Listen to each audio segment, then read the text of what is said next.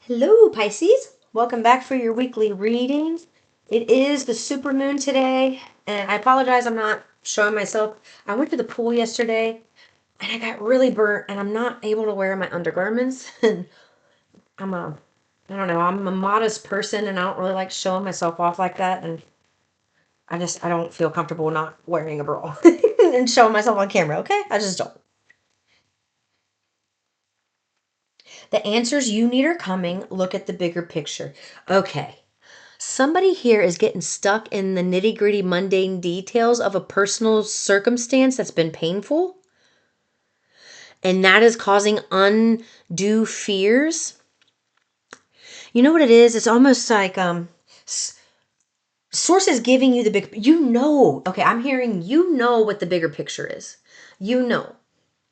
They need you to look at that and remember the bigger picture when you're having a knee-jerk reaction to something that's happening in the physical that makes you, that triggers fear. Because just because somebody says something doesn't mean they're going to do it. Like maybe somebody's threatened you with something and they want you to know nothing is going to come of that situation. They want you to look at the bigger picture. And you know what the bigger picture, when I think bigger picture, I think source. I go source, and then I try to bridge the gap between what source knows and what's going on here. All right. Everything I learn here, I bring and drill down to the 3D. And that's what I'm getting here. Like, big picture wise, that everyone can be, do, or have anything they want. You know that everyone has the opportunity and capability of stepping into a new timeline. And you know, specifically whoever you are, big picture, what is supposed to happen. But because of mundane nitty gritty details of healing that's happened down here in the physical, you've lost sight of the big picture up here, which has caused you to live in this fear-based place and keep you stuck. If you focus on the big picture and realize the big picture and you're already living and doing everything you need to do for the big picture, that the miracles come from you following the big picture. Everything happening down here, where you don't have answers and you're kind of making them up as you go through fear-based thoughts, that will dissipate. Okay, they want me to look at it. They told me to say this. If you were somebody who started out in low vibrations, really dark energy, okay, but now you went through a spiritual awakening, you raised your vibration, and you're sitting in this energy, okay. If you were able to go from the dark to the light, why can't anybody else do it? Right? If you can go from the dark to the light, other people can go from the dark to the light. If you're capable of it, the people in your life are capable of it. I just heard twin flame. If you have someone that you believe is your twin flame, which means one body or one soul split into two bodies, right? The same energy, the same essence, the same type of life paths, but separate until you meet. If you were capable of making this great change and source was the one that did it with you, this other person is capable of this great change and source will do it with them. It is not your job to take them from the dark to the light. It is your job to be the living example of going from the dark to the light. They are going to mishandle you. They are going to misjudge you. They are going to say things about you that are wrong because you are shifting from this to this. They remembered you as this. They want to keep you as this because this is who they are. And if you send a past them, there's envy, there's jealousy, there's envy, there's jealousy, there's envy, there's jealousy, and they're pointing that out. When you have two souls that are both in this energy, and if this was you, and you see this person who hurt you all of a sudden living a lifestyle that you wish you had, would you not be jealous or envious? That jealousy or that envy is going to cause this person to have a knee-jerk reaction, which will be their downfall, their tower moment that spurs their spiritual awakening. And now all of that is orchestrated by the divine. None of that is for you to figure out. None of that is your business. None of it's your business. Your business is to know the big picture, to know what, if you're capable of doing something, other people are capable of doing it too. Believe in them and know that they can change. But I heard this quote and they wanted me to point this out. And this happens a lot with twin flames. I heard this and I said, oh my God, I've got to text my daughter and tell her this because I want to make sure I keep the quote. Hold on, let me find it. We text a lot. Okay. This is about, like, think of people in their highest, think of them at the highest timeline, their highest good, but don't be ignorant about it. So here it is. Be careful. I know you want to see the best in people, but sometimes seeing the best in them is not seeing the truth. So Source may be giving you the best in people. You may be seeing them in their highest timeline, and what you're doing is helping them manifest that. You visioning them in their highest timeline is helping you manifest that. They're saying here, there was a time when Source was showing you the 5D version of someone. Could be a Sagittarius, could be a Gemini, don't know. It doesn't have to be, don't make it Cancer. I just split to Cancer, South Node, Eclipse, and Capricorn. It's like almost like you only saw the 5D version of them for so long, and it's like you looked at them with rose-colored glasses and they were doing things to hurt you under the, like, behind the scenes, and you found out in a very painful way. Source was showing you their highest timeline, but you weren't being practical and looking like, okay, you weren't this is what it was. You were not understanding this is who they are going to become. This is who they can become, but this is who they are right now. I'm going to love this version of them, and I'm going to hold them space for them up here while they figure shit out down here and meet me up here. That's what Source is wanting you to do.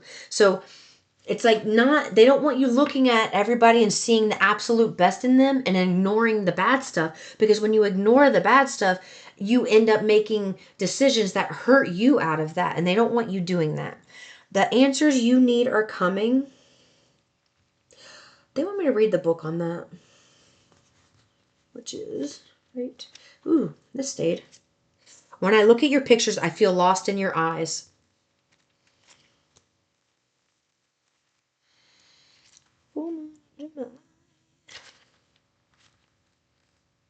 Okay. The answers you need are coming.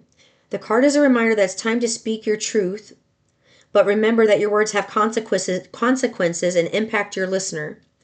Right now, you need to guard against indiscretion. The answers you need may well come soon. The issue you're facing could be one or a few conversations away from being resolved. If you're inquiring about a love situation, a little flirting may be called for. If you're in the middle of an argument, this card comes to you as a reminder of the old, very non-Gemini message. Least said, soonest mended. It's good to talk, but be careful you aren't causing yourself any issues with your words. Words have enormous power. As metaphysician Florence Scovel Shinn put it, your word is your wand. You create magic in your own reality every time you express yourself. This has given me the energy of you're going to have a conversation with somebody that you don't really feel so warm and fuzzy with right now, but they're asking you to be kind of warm and fuzzy with them.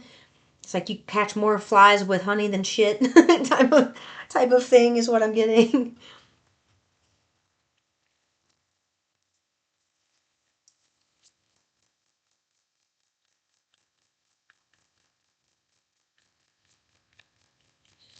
I just heard somebody is watching you like a movie.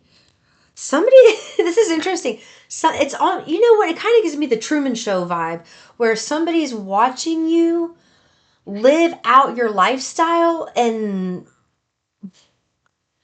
there's something about somebody, I don't know, it's weird. It's like the Truman Show, if you've ever watched that, where everybody is an actor but Truman, and Truman thinks this is a normal life, and somebody's watching him and every move that he makes.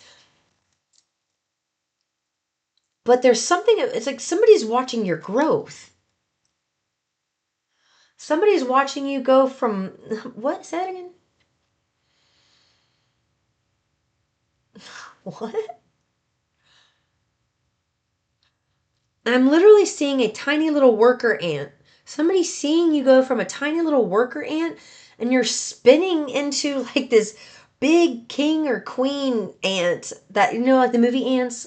the king or queen. Like you're going into that type of energy, but you got really, really tall and noticeable. So you went from this tiny little ant to this really big, muscly ant up here that's really noticeable. I don't know why they used ant. Well, worker bee, work. They work hard. Ants work really hard.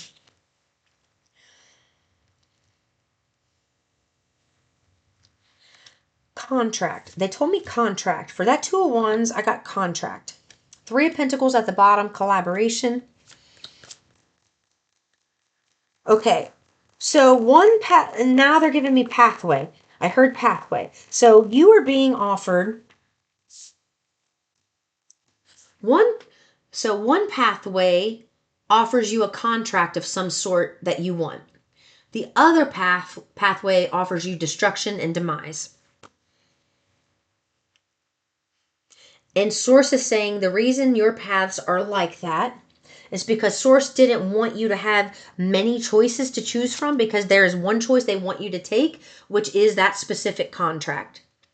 If they gave you a lot of really, really good choices, there would have been a chance you would have been here like, which one do I do? They're all so good. I'll just pick one. But there's one in particular that really meets every need of yours and every desire of yours, where the other ones would not have. So it's like Source is giving you very obvious. If you stay here, life's going to be really hard. You're going to you're going to have a downfall. It's going to suck ass. If you choose this, you get a big, beautiful contract, a new life, new friends, new everything. And that's what I'm getting here. So the answers you need are coming regarding whatever situations that happened in the past. They want you to know, it's almost like they want you to remember there's a means to an end.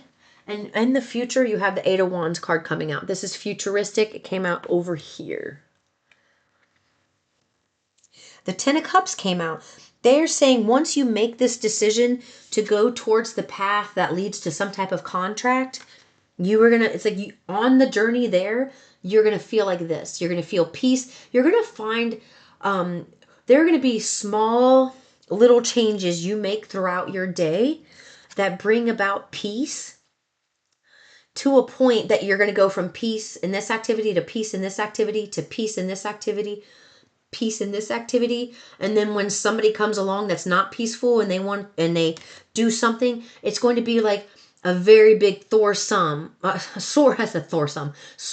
for you. Like you're going to be able to notice it and identify, ow, that person really makes me feel shitty when they come around, or they do that. And it's like things that they do now that kind of, it hits your heart and you go, and you let it go and you just tolerate it. Those types of things are going to become very apparent to you. And so they want to point out the circumstances have not changed with you, as far as, the things that have been going on that are bothering you now have been going on for years. But you are different now. You're in a different place now. And since you're in a different place, you are starting to see the patterns and the toxicity of the things that have always been there. So you are the one changing. And to other people, they're the same as they've always been, so they don't see what the problem is. You're the one that's changing. You're the problem. That's not it. So Source wants you to continue to figure out what peace really is to you, because you're not really experiencing it. You're not experiencing peace for yourself because you're dealing with too many other people's energy.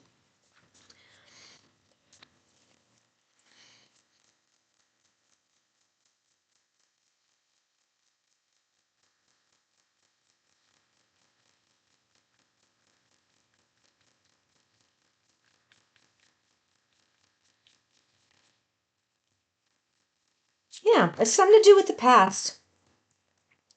Okay, Five of Swords. See, this is intense. When you have the Ten of Cups and it's covered by the Five of Swords in reverse, this is what it's saying. As you start adding in more activities where you experience peace here and peace here and peace here and peace here, you're building momentum for peace. And then that vibration of peace becomes dominant. It goes from being a little pinprick on the end of your finger to having its own big ass portal, basically, of peace. And anytime you get in the vicinity, like just say you're in a bad mood, but then you catch a little bit of peace right here on the edge, your vortex is going to suck you right in to peace. If you're on the edge, when you end up creating the momentum to grow for peace, and your peace is this big and stress is just the tip of your finger, then you are going to experience peace more of the time. But if your experience stress is this big and peace is as big as the tip of your finger, then you're going to experience stress more of the time because the vibration is dominant. So in order for you to shift the vibration to make this one smaller and bring this one bigger, the peace vibration, you need to be able to do, like, add in activities like Source has been asking you to do, to that exudes peace in your life, so that you know. Because the Five of Swords, that is, to me, that's the harshest one in the deck. This is a lot of harsh, painful fighting, and nobody wins in the end. Everybody leaves hurt, everybody leaves pissed off, and no resolution, no solution happens. So that is what you finding your peace through all of these other activities, it drops this energy completely. It allows this to dissipate because you're building momentum for peace. And as you build momentum here, where is my... Okay, well, I don't have my little whiteboard, but I did just get this iPad so I could start taking some digital art. And I don't have, like, skill with it, guys, but I think I could at least try to show you this. All right, so let's just say, let me get my right... Let's just say this is... I should use it. You know what? I'm going to use an ugly color because that's too pretty. So we're going to say chaos. What color do we want with chaos? No. I'm going to use something ugly, something kind of blah. All right, this will be kind of blah. So over here, this is chaos. This is what the vibration of chaos looks like in your life right now. Okay? Can you see that? Yeah. There's the vibration of chaos in your life right now. The vibration of peace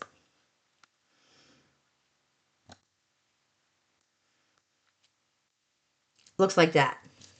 Can you even see that? You can't even see it. It's so small. You can't see it on this thing. I'm sorry, guys. It ain't working. I don't know where my whiteboard went. That makes me so mad. Anyway, you get the point. The more you focus on activities that exude the emotion of peace, like, as you do that, this grows and this vibration naturally fizzes out. And that's what I was trying to, that was what I was going to show you. That's what I was trying to show you over here. Was if you,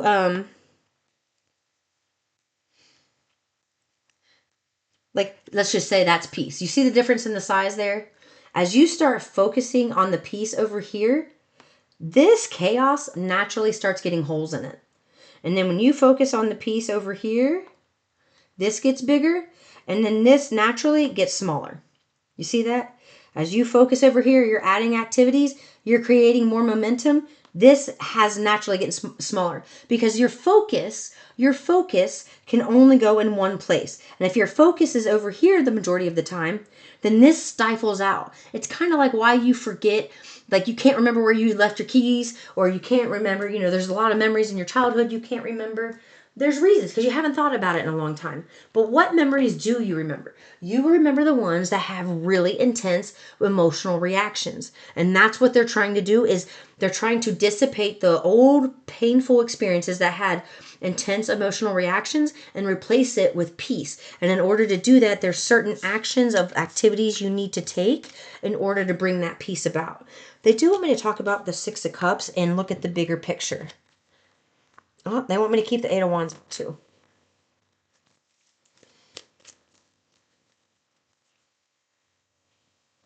Okay, so you see right here, the Eight of Cups is sideways. With the Eight of Cups sideways, this is about you and the activities. This is about you in the skill development, apprenticeship, learning something new.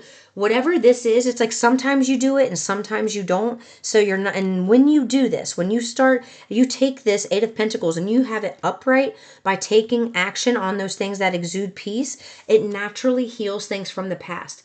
Things that you are looking at right now from a very painful lens will suddenly shift, and you'll see it from a completely different perspective. All of a sudden, you're going to be like, whoa, I never looked at it that way. Oh, that's neat. Because you're learning, you're going to be looking at the same subject through the lens of peace instead of the lens of hatred, instead of the lens of chaos. And in order for you to get there, you doing things to make that exude happiness, peace, joy, and something about you feeling important. Let me. Okay. Oh, okay. So they're saying you are somebody like you only want to work on things that are important to you and valuable to you. It's like if it's not something that adds value to life or value to people in some way, you don't care about it. So, but there are some things, okay, there are some things in life that may seem like they don't have value, like insignificant, like, I don't know, riding a bike or um, just things to have fun, just to have fun, where it doesn't always have to be spiritual. And that's what they want to point out. Like, you can do fun activities that are not spiritual and have a lot of fun, and it's still spiritual because everything is vibration. And it's like they don't want you getting caught in that in like in this funnel, like you're stuck in this little thing of spirituality, like all of your activities have to come from this spiritual thing. No, you can go out and mingle with other people who are partying and dancing. I'm not going to say at a bar, but let's just say a bar restaurant. They get up and they're dancing and they're all drinking, having a good time. You can get up and drink. Maybe you don't have to drink. You can get up and have a good time and dance too, and still have those experiences with people who are not where you are. There's something about you realizing your soul tribe can mean that you're meeting a stranger at this moment, and they're going to give you a really good experience, and that's all it's going to be. And then what that is evidence of your vibration. The universe brought you somebody temporarily to show you evidence of your vibration through an experience that didn't seem spiritual but ended up being spiritual all the, you know what I mean? It's like you don't need to. Oh, hold on. Pisces, you came right out with the moon and the high priestess. You are somebody who has a lot of secrets. You know a lot of information about. Okay, is there something, some type of offer, whether you want to make it, somebody else wants to make it? There's something, it's like you know about it.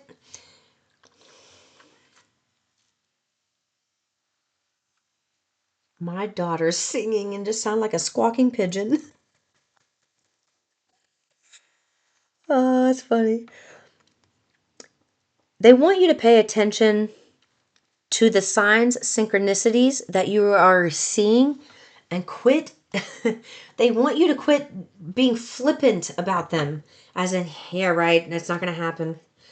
Okay, I just split to the death card, could be Scorpio energy, and then I split to the Queen of Pentacles, so it could be Capricorn energy, could be Virgo energy, I also heard. Something about an offer. You're seeing signs and synchronicities about an offer, and they want you to believe it. Quit dismissing it. The more it's like once you, it's like acknowledging anything from the universe. You acknowledge that. Oh, you like that? Here's more. You acknowledge that. Oh, you like that? Here's some more. Oh, you like that? Here's some more. And then boom, here comes the offer. And that's what they're wanting. It's like you gotta remember, it's not always, it's like the universe is gonna show you evidence of your vibration. There are many different places before you end up with the thing that you really were wanting. That's just how the universe works. It shows you evidence through smaller things that are closer to you vibrationally that you are ready for. And then when you receive those things with open arms and you see a sign, you go, oh, that's nice. I really want that to happen. Even if, okay, so you see the sign, that's not going to happen. They haven't contacted me in years. They don't think anything of me. Instead of doing that, say, oh, I see that sign. You know what? I used to love seeing that. It made me feel really good. And then I got in this place where I didn't believe it anymore. But, oh, I really do want to believe it. I want to believe it's going to happen. I really want to believe it's going to happen. Start working yourself back to that place. So you can't jump from a disbelief straight to a belief. You got to go from a disbelief to a kind of disbelief to, I can see something changing here and brewing until I'm changing and brewing until boom, full blown belief. All right. I'm going to leave it there, guys. I'm kind of feeling like I need to get over to my canvas and paint something, so I got to go. I love you very much. I'll see you in the next one. Peace and love.